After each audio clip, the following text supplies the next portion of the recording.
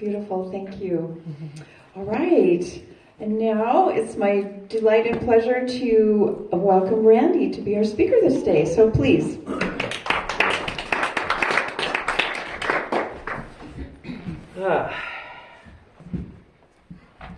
Very good. I wish you would have sang that song that came up next. When Chrissy was talking about Easter, I had to reflect back to our little church out in Asotin. And during the first 5 years, we had, 20 little kids in the church, different age groups. And of course, Ben, the little precocious one you've heard many stories about. And we actually had enough to do a Easter play. So we created a cave on the stage, and everybody was dressed in long robes and the little hats and everything, and it was the resurrection. And Ben won the part of Jesus, and he was supposed to come out of the cave after they rolled this big paper boulder away. And he was supposed to just quietly come out, and just embrace all of his, Mary and, all of his disciples, people that had gathered. And when the rock was rolled away, little Ben couldn't contain himself, and he jumps out of the cave and yells, "Ta-da!" Oh, Ben. Oh my gosh, sermon about AI. I was talking to Chrissy the other day, and I said, "Did you know, Chrissy, that old McDonald's farm was taken over by AI?" And she goes, "AI?" And I said, "AI." And she goes, "Oh."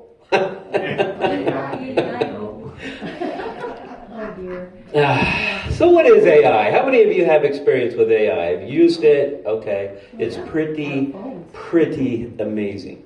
So, in a nutshell, AI, or artificial intelligence, is the simulation of human intelligence by machines, especially computer systems. It involves creating programs or systems that can perform tasks that typically require human thinking, like learning, reasoning, problem solving, understanding language, and recognizing patterns or images. In short, AI is when machines can think or make decisions in ways that seem intelligent. There are so many different kinds of AI today. I use a lot of them, but there are so many, and I'll just list a couple just for fun. There's one called Albridge. It's a note taker for doctors. Bastine AI, it develops software that helps other people develop AIs to do specific things. There's Captions, which is a video editor. Crusoe, which is AI infrastructure. There's Databricks. It stores data beyond what you can even imagine. This is one I use, DeepL. I don't have a smartphone, so it doesn't work on a dumb phone, but it works on my iPad. So if you were going to take a vacation or something, you could download this on your phone, and you can say any word in English, and it will translate it to the language that you're trying to communicate with somebody else. Doesn't matter what it is. Maybe you could be speaking, English into it, and it'll translate that word into Mandarin Chinese, per se. Yeah, it's really cool. 11 Labs. It's an amazing. I use it to develop language or voice. You can have your own voice on it, or you can use other people's voices. It's really cool. Figure AI, which develops humanoid robots. This is one of my favorites, Hugging Face. I don't know where they come up with the names for these. But it's a source for AI models. So you can go through and you can find the specific AI platform for what you're trying to do. Pika, one that generates videos, which is really cool. If you wanted to write a kid's story, you could go to Pika and say, could you develop a video that's about a junkyard cat? And let's start with chapter 1. The cat is born, and then it'll develop this video complete with images that describes the story about a junkyard cat. Amazing. Tons and tons. I could go on and on and on. So it's book writing, voice making, image making, problem solving, general information. One of my favorites is ChatGPT. That's where I got started. I think I like it because it was my first, and it recognizes me when I log on. It goes, "Hi, Randy, welcome back." And so I thought, wouldn't it be cool to use AI to create a sermon? So I started off with a question. I said, all right, here we go. Can we trust AI to answer our questions truthfully?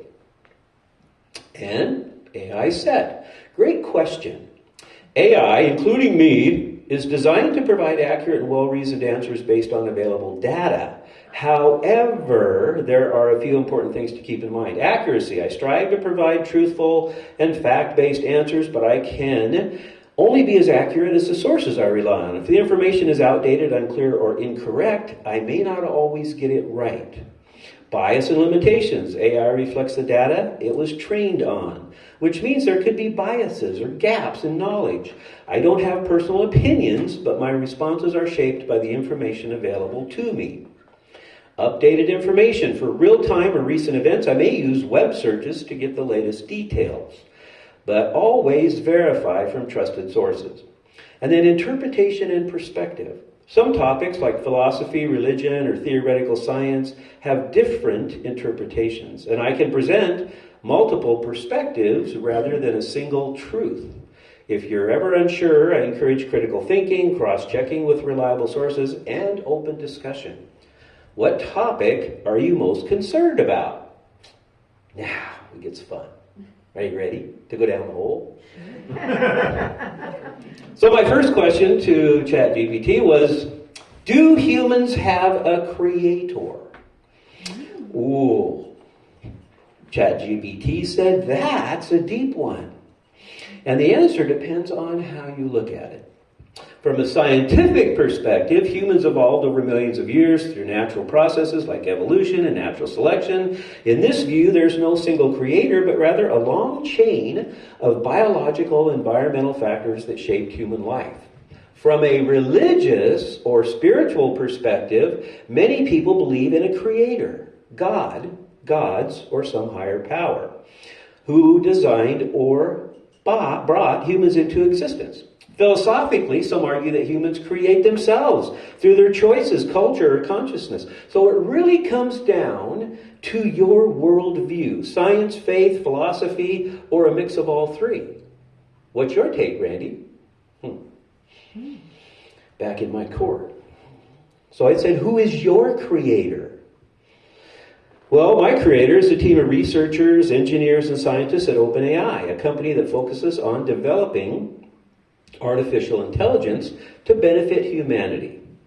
They designed and trained me using large amounts of data like books, websites, conversations, and advanced machine learning algorithms. So in a way, I am the product of human creativity, knowledge, and a lot of code. And then, the first time this ever happened to me, he said, kind of like a really brainy digital offspring. And then a big smiley face from a computer. This is great.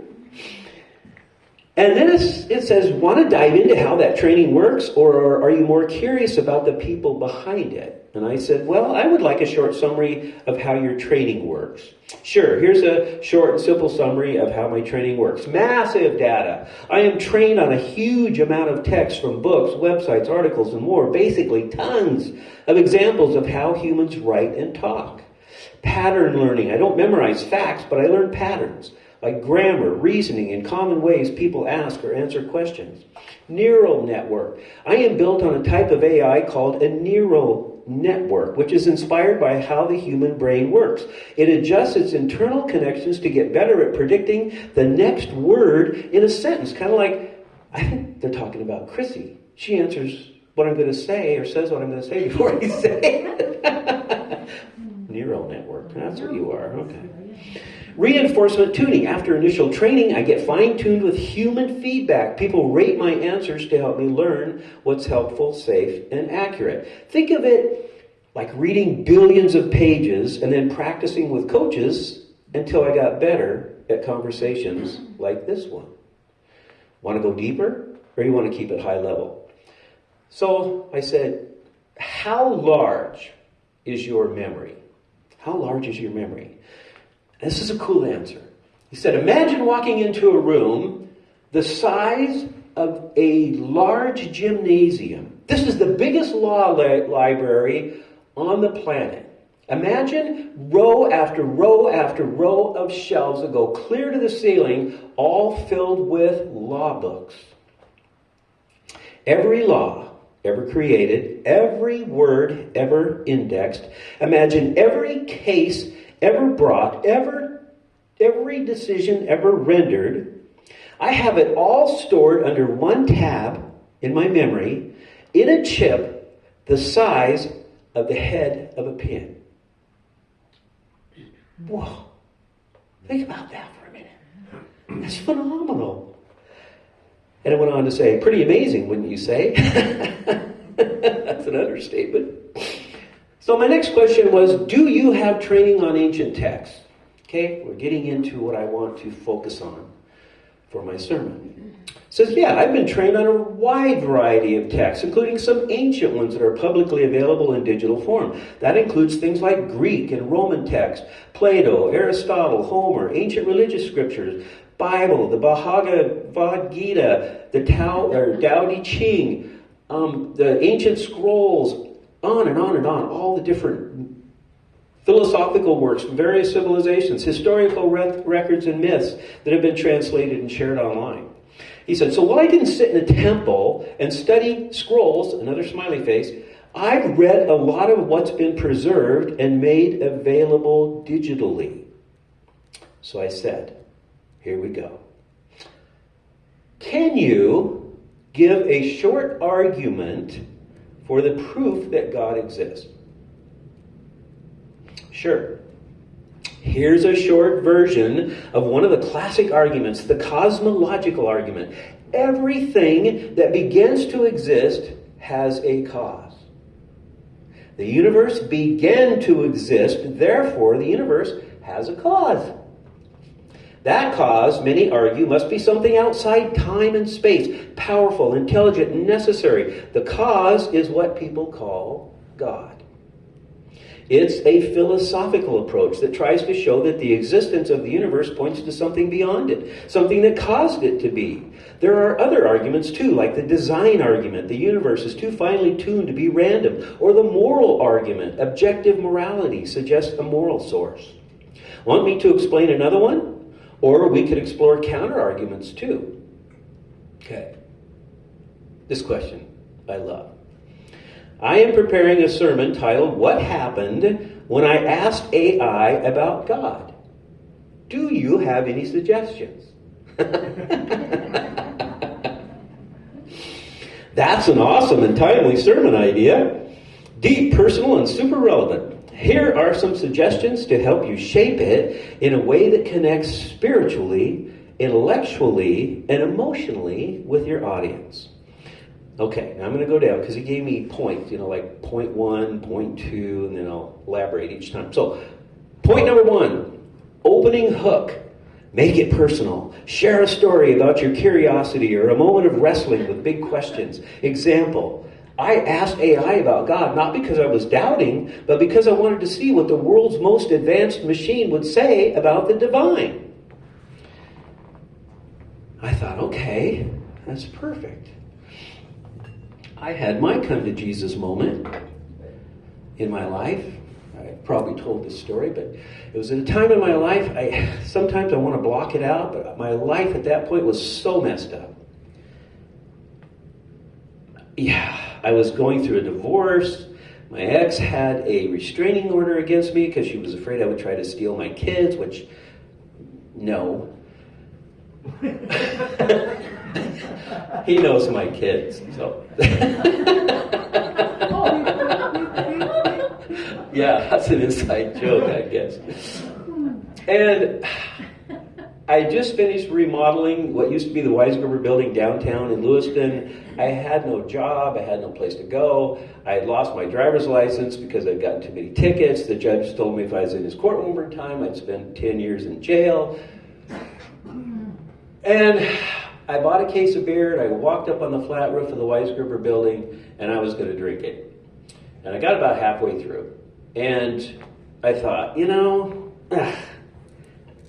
I wonder if I have the guts to take my own life. And I walked to the edge of the building, I looked down on the sidewalk, and there's Main Street.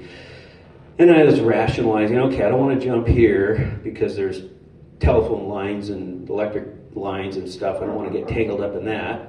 I moved over a little bit, and I thought, oh, there's a mailbox. That could hurt. Like that would matter. I know. This is what you think about when you're drunk and getting ready to take your life, right? So then the wall was like the width of 2 bricks. So I stepped up on the wall, and I was just like this. I just put my arms out like I was going to fly, and I was teetering back and forth. And I just felt myself. I was just going to let go. The next thing I know, I feel two hands hit me in the chest and push me back 20 feet in the air. I landed on my back on the flat roof of the building. And I heard this voice that said, "No, it's not your time." And I went, whoa. Whoa. I guess I should change my brand of beer. But it was amazing after that, you guys, because that was my moment. That was my revelation. Because I got a call the next day from my ex's sister who said, "I'm living in Alaska. My husband said he can get you a job. You need to get up here as quick as you can." I bought a truck. I sold all my stuff. I drove to Alaska. I got a job. Finally got my license back. Met this guy on the way up. I was standing in the bow of the ferry, because I put everything on the ferry to go up there. And I was standing on the bow of the boat, kind of sensed that somebody was behind me. And I turned around, and here's this bear dressed in human clothes. And he held out a football, which was his hand, and said, "My name is Pastor Paul Cady." And I go, "Hey, nice to meet you, you know." And he goes, "See that right over there? That's the church I'm going to be preaching at." And I go, "Really?" And he goes, "Yeah." He says, "I'd really appreciate it if you'd be there on a Sunday, so I don't go there and be the only one." And I said, "Are you expecting no one to be there?" And he goes, "Well, you got to understand, I was a fourth generation farmer. We had 5,000 acres. I have 6 girls and a wife." And he says, one day, he says, I was in the cab of my tractor, and it said, "You need to sell this farm and become a preacher." And I went, "What?" And the voice just wouldn't go away. It just kept coming back and back. He said, "Anybody can drive a tractor, but you have a special place and a special purpose." I sold my farm. My wife still can't believe we did it. And here I am, my first appointment in that church right there. And I went, and it changed everything for me, because his mission in that church was to help people find their connection to God. So number 2 in the suggestion list, the encounter. What did AI say?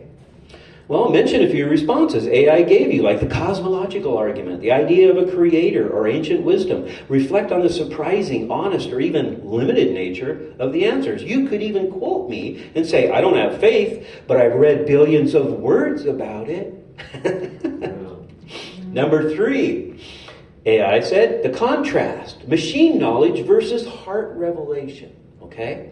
Use this moment to contrast knowledge about God, what AI can offer, with knowing God, what only faith, the Spirit, and experience can offer. And then it gave a scripture. It said, research 2 Timothy 3:7. And I'm going back in my database, which isn't that extensive, that I've read the Bible several times, but I'm thinking, okay, that scripture, what was that about? I got to go back and read it.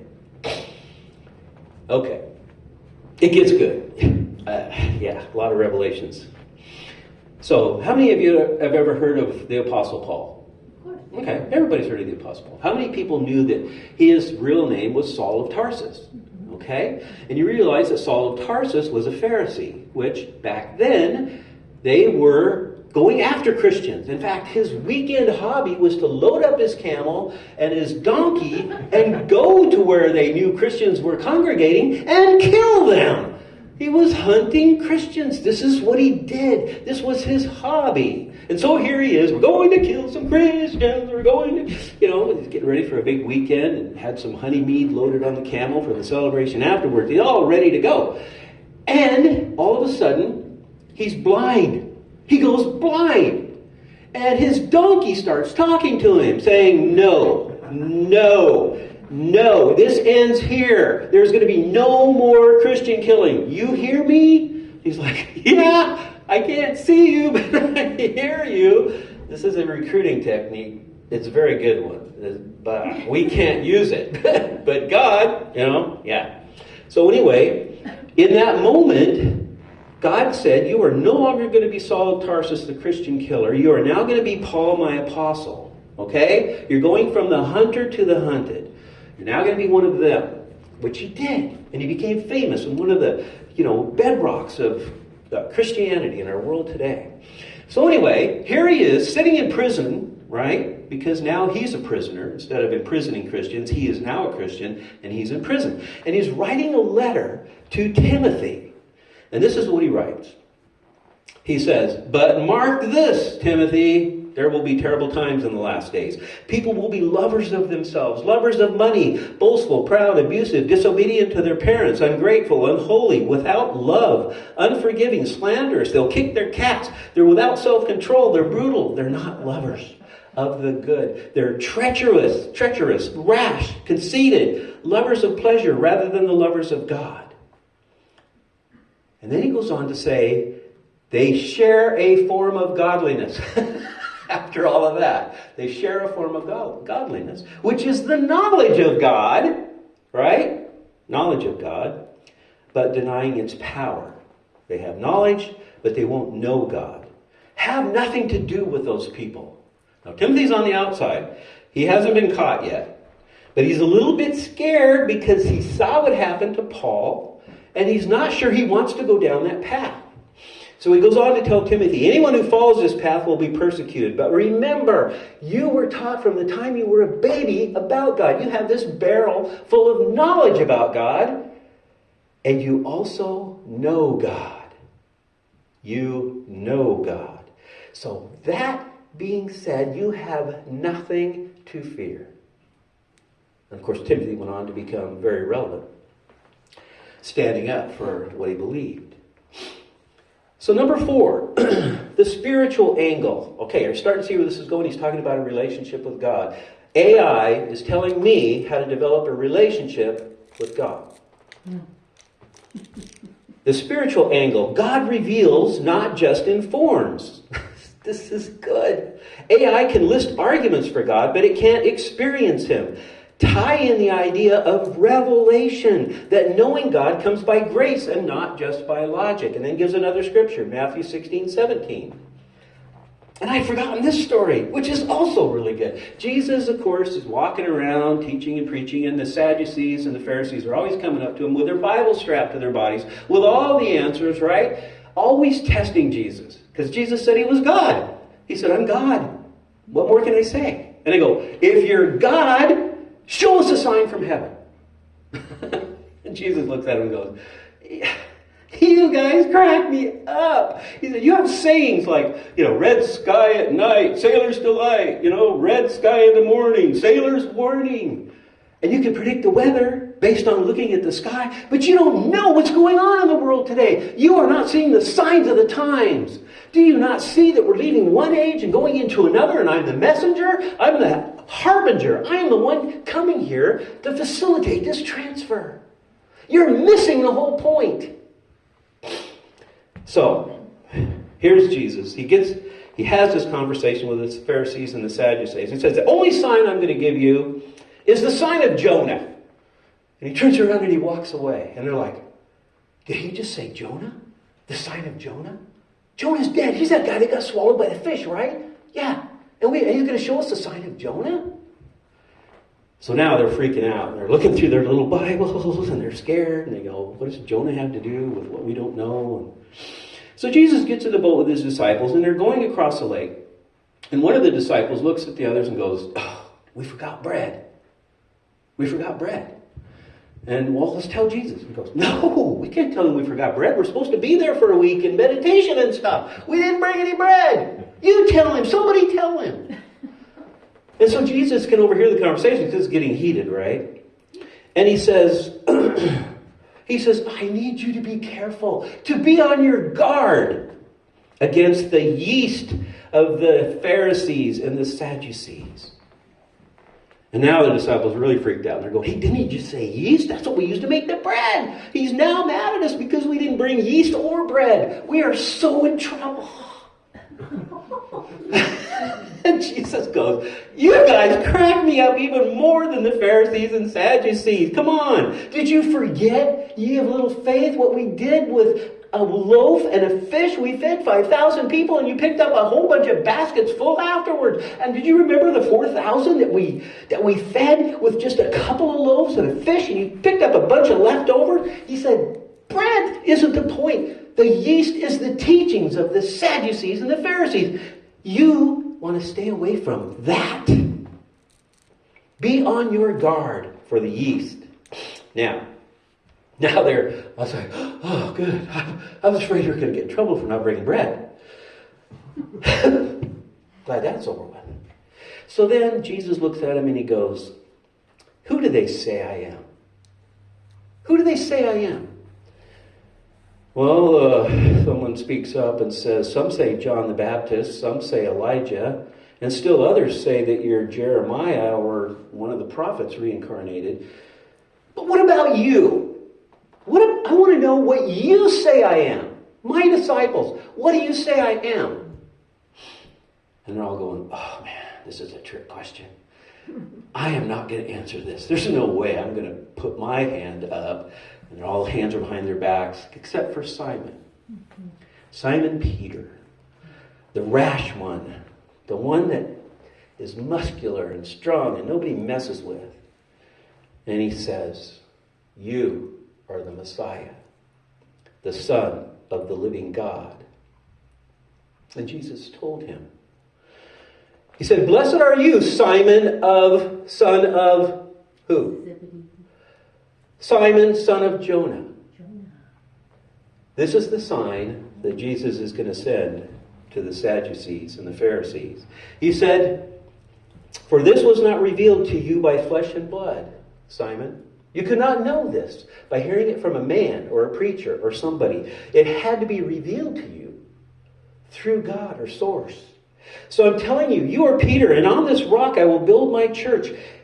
And oh, by the way, guys, don't tell anybody that I'm the Messiah, all right? Keep this on the down low. They're going to find out soon enough, but we don't want things happening any sooner than they have to. So knowing God will come about in a revelation, not by any man, any teacher, any preacher, any church, but by the grace of God. Wow. I'm getting this from a machine. I love it. Number 5, call to wonder. Even machines point to a maker. Use AI itself as part of your apologetics. It reflects the mind of its creators, just like we reflect ours. You could say, if AI reflects its human maker, what does that say about us who reflect the image of God? And it reminds me of that story of this little girl, 6 years old, in art class. And the teacher comes up and she's looking at her draw this round circle on a white piece of paper. And she says, what are you drawing? And she goes, I'm drawing a picture of God. And the teacher goes, you can't draw a picture of God. Nobody knows what God looks like. And the little girl looks at her and goes, well, they will when I get done. Number 6, the invitation of the challenge.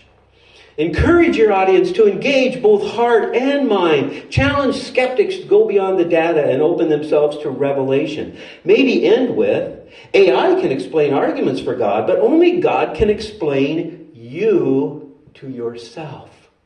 Wow.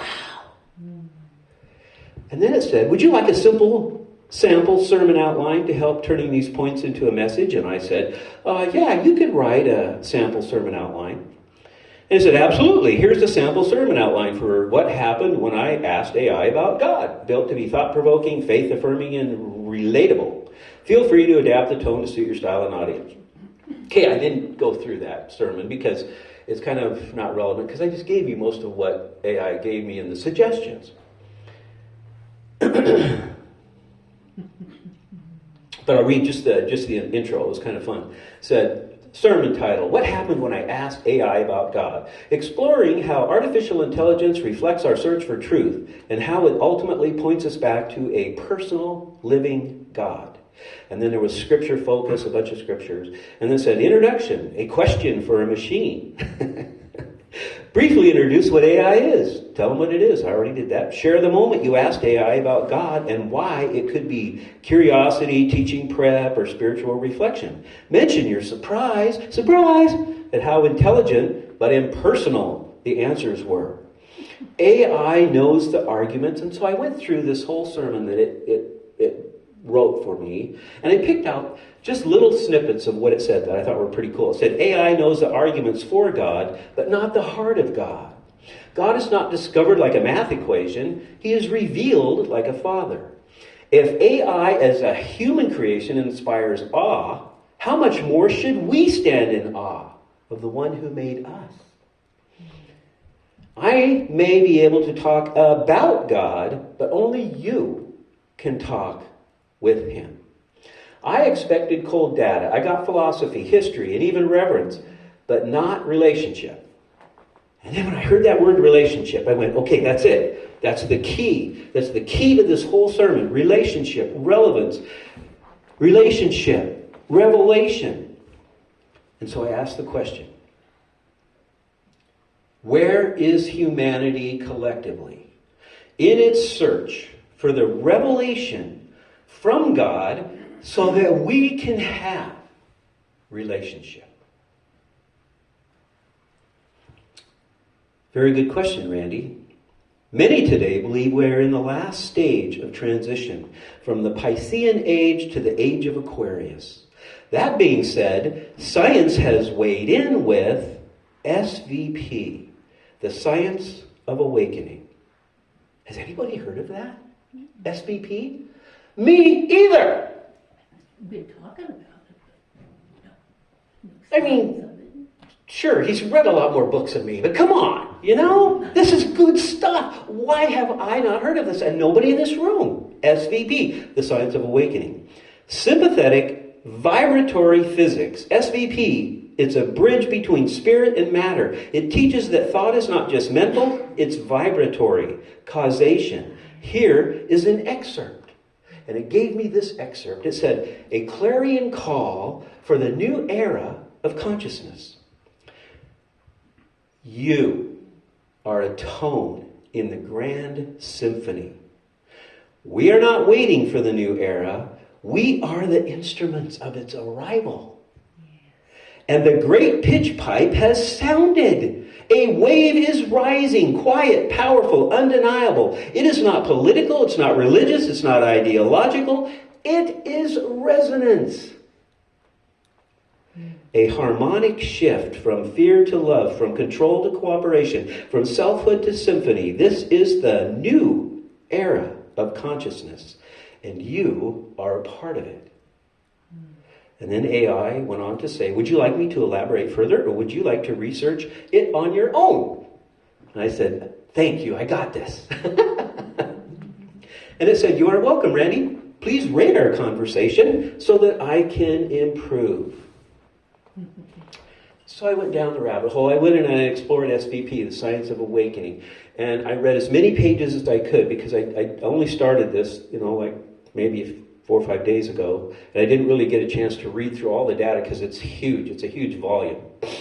So I went through and I picked out some of what I thought were the most relevant points taken from this scientific study, sympathetic vibratory physics. And see if it resonates with you. See how you feel when you hear these words. For too long, we've lived in a world of separation, rivalry, and survival. But that cycle has run its course. Now begins a new arc. Love replaces fear. Brotherhood replaces competition. Health becomes coherence. Prosperity becomes shared flow. Spirituality becomes alignment with the source within. This is not fantasy. It is natural law rediscovered. Thought is not just mental, it is vibratory causation. Love is not just emotion, it is the dominant frequency that aligns all things. The universe is not dead matter, it is music in motion. You are not here by mistake. You are a chord of energy, mind and light, precisely tuned for this time. The new instruments of the coming age. This awakening isn't theory. It's already happening. There's a thing they built called the Dynasphere, where you walk in, and it's developed in continuity with a man called John Keely's work, and it radiates the frequency of universal love. And when you walk into this sphere, you feel it. Their thoughts clear, their hearts open, their bodies realign. This is harmonic intelligence, not artificial, but simply in tune. In tune. It doesn't control its environment. It literally lifts it into coherence. Christ consciousness and scalar awakening. The rising age is about love in action. It's Christ consciousness, knowing that we are all one with the divine. Cosmic consciousness, knowing that we each matter to the whole. Scalar awakening, shifting from stagnant potential to radiant expression. Wow. Wow. All those words just like wind beneath your wings. Love is the prime chord. Brotherhood is the rhythm. Self-realization is the melody. And the world is the orchestra. We are learning to play. This is your moment. All force is mind force. Desire to give must equal the desire to receive. And Christ's words, let love be without concealment. Wear your love on your shirt sleeve. Share it. Give it away freely. Don't hide it under a bushel basket. Let your light shine. You are recognized. You are valued. You are deeply loved by this living universe because you are part of it. You are a note in the grand symphony of life. So tune yourself. Lift your voice and play your part in the sympathetic rebirth of the world. And then this morning when I got up at like 5, all the stuff in my head, I wrote down the words to a meditation. And that's what I want to end with. So I want you to find a comfortable place. I want you to take in everything that you've just heard. A machine telling you how to have relationship and why. Why it's relevant. Why it's important in this moment of now. Take a deep breath. Center yourself. And hear these words. I simply call it meeting the one who made you. There's a quiet longing in every human heart. A question that rises when the noise of life fades. Where do I come from? And who truly knows me? We are not accidents of time. We are not just bodies, thoughts, or passing moments. We are souls, crafted, not random. We are whispered into being by a creator who saw us before the world ever did. To know this creator is not about mastering a concept. It's about mastering a relationship. He is not a distant force. He is a present Father. Not just power, but presence. Not just the author of galaxies, but the one who knows your name. In the stillness, we begin to discover something holy. He's not hiding. He's been reaching all along. In Psalms, it says, you have searched me, Lord, and you know me. You knit me together in my mother's womb. To find your Creator is to find your center. To speak with him is to hear the voice that shaped the stars. yet it speaks gently to your heart. To walk with Him is to become who you were always meant to be. So today, in this moment, rest in this truth.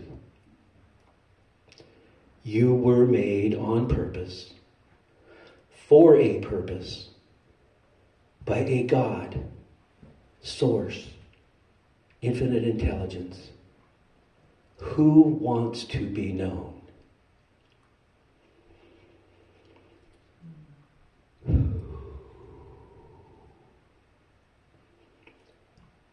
Heavenly Creator, in this silent moment, those who are asking, simply say, come to me, God, come to me, I'm ready. I want my moment. I want to have that moment of awakening. I want to be a part of the creation of this new world. I want to be used by you. Use me, mold me. We thank you. We thank you for this moment, for this church, for these people, for this place, this moment of now. And so it is. So be it. So be it.